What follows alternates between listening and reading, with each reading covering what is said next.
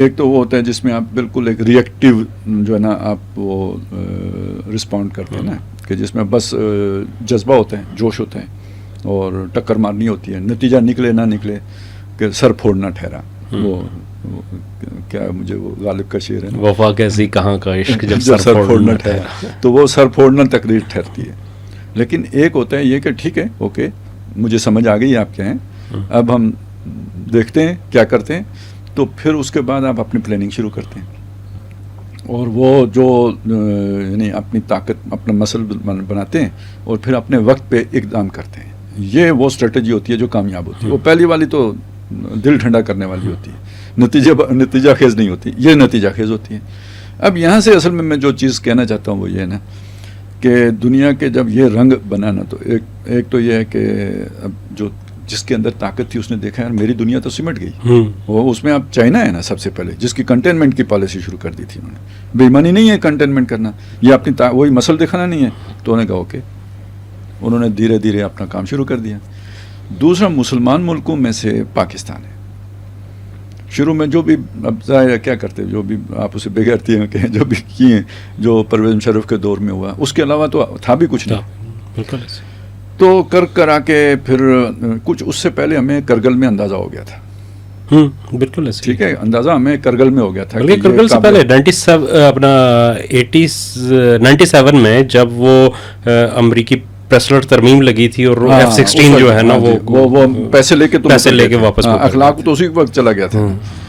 تو لیکن بہرحال کچھ رہتی کسر بھی پوری ہو گئی تھی کہ بھائی جس نظام کے اوپر آپ انحصار کر رہے ہو وہ تو سارا آپ کے خلاف جاتا ہے.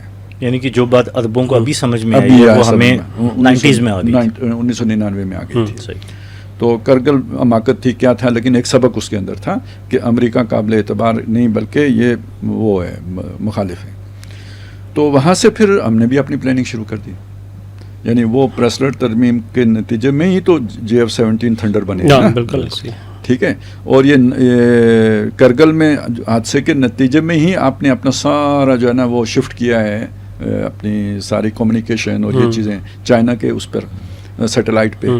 اور بلکہ یہ کہ بہرحال پھر پورا ملٹری ہارڈ ویئر یہ آپ نے کہتے ہیں اب 70% آپ نے ادھر شفٹ، 82%.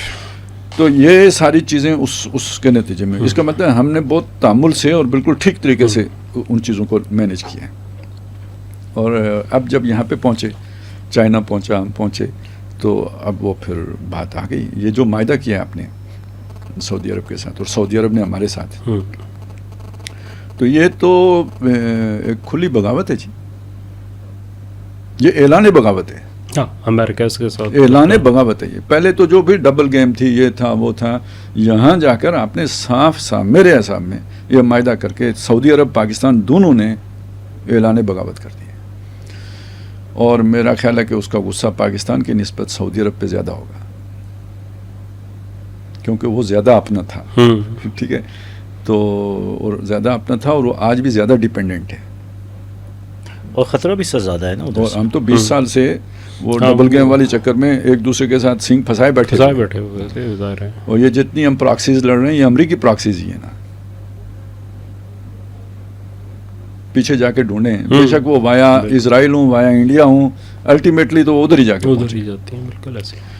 تو اس لیے ہم تو پھر بھی یعنی کچھ بھگتے ہوئے ہیں، کچھ ذرا وہ جسے کہتے ہیں نا یتیم رونے کا جو ہے نا عادی ہوتا ہے، تو وہ ہم اس سے گزر کے ایک جگہ پہ پہنچے ہوئے ہیں. سعودی عرب نے تو ابھی کچھ دیکھا ہی نہیں. تو یہ زیادہ مجھے لگتا ہے کہ ان پہ پریشر آئے گا اس کا.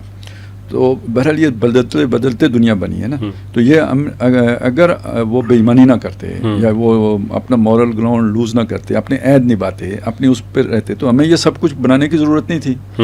ٹھیک ہے. تو یہ اس کی ڈیمانڈ تبھی پیدا ہوئی نا. تو ہم نے گویا ایک اچھا جسے کہ رسپونڈ کیا ہے اپنی وہ بنا کے. جب اتنی طاقت ہو گئی تو ہم پھر اس جگہ پہ جا کے کھڑے ہوئے ہیں. اچھا، آپ کے اس پوائنٹ میں اگر میں تھوڑا سا ایڈ کروں کہ ٹھیک ہے پاکستان ایک نیوکلیئر پاور ہے، اسرائیل کو ایک ایگزسٹینشیل تھریٹ ہے. یہ تو ہم نے پرانا ایک جو پولیٹیکل یہ جو ڈائلاگ ہے تو چل رہا ہے کافی عرصے سے، بن گوریان سے لے کر کہ پاکستان ایک تھریٹ ہوگا، پھر نیوکلیئر بنا اینڈ سو آن. اس وقت سے جو آپ نے بات کی اس میں بڑا وزن ہے کہ یہ جو سعودی کی موو ہے یہ اصل میں امریکہ کے لیے ہمارے سے زیادہ بڑی تھریٹ ہے. ہم تو چلیں ایک آپ کہہ رہے ہیں کہ ملٹری پریزنس جب تک امریکہ افغانستان میں تھا تو ڈائریکٹ تھریٹ تھی، اب وہ نکل گئے تو اب ہم دور امریکہ کے در.